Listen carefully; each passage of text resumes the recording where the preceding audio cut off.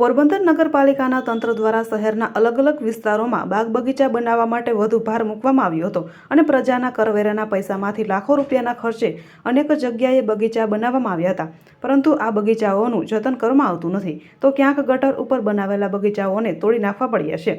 ચોપાટી પર હજુર પેલેસના આગળના ભાગે બનાવવામાં આવેલ શિવાજી બાગમાં પણ લોકોના રૂપિયા વેડફાયા છે। બાળકોના મનોરંજન માટેના સાધનોથી માંડીને દિવાલ તૂટી ફૂટી ગઈ છે, તેમજ વૃક્ષો પણ સુકાઈ ગયા છે। તંત્ર જો બાગ બગીચાઓની જાળવણી કરી શકતું ના હોય તો શા માટે પ્રજાના રૂપિયા વેડફે છે, તેવો સવાલ આ દ્રશ્યો જોઈને ઉઠવા પામ્યો છે। પોરબંદર નગરપાલિકાના તંત્રએ ચોપાટી ઉપર લાખો રૂપિયાના ખર્ચે શિવાજી બાગ બનાવ્યો હતો અને તેમાં બાળ મનોરંજનના સાધનો મુકાવ્યા હતા, પરંતુ તંત્ર દ્વારા જાળવણી ના અભાવે મોટાભાગના બાળ મનોરંજનના સાધનો તૂટી ફૂટી ગયા છે, દરવાજો પણ તૂટી ગયો છે અને જે લોન વાવવામાં આવી હતી તે સુકાઈ ગઈ છે। પોરબંદર નગરપાલિકાના તંત્રએ અને જિલ્લા વહીવટી તંત્રએ આ પ્રકારના જે કોઈ બાગ બગીચા છે તેની જાળવણી અને જતન માટે કાર્યવાહી કરવી જોઈએ। એટલું જ નહીં, પરંતુ ત્યાં સિક્યુરિટી ગાર્ડની પણ નિમણૂક કરવી જોઈએ, જેથી આવા સાધનોમાં ભાંગતૂટ થાય નહીં। પોરબંદર આજકાલ જિગ્નેશ પોપટ।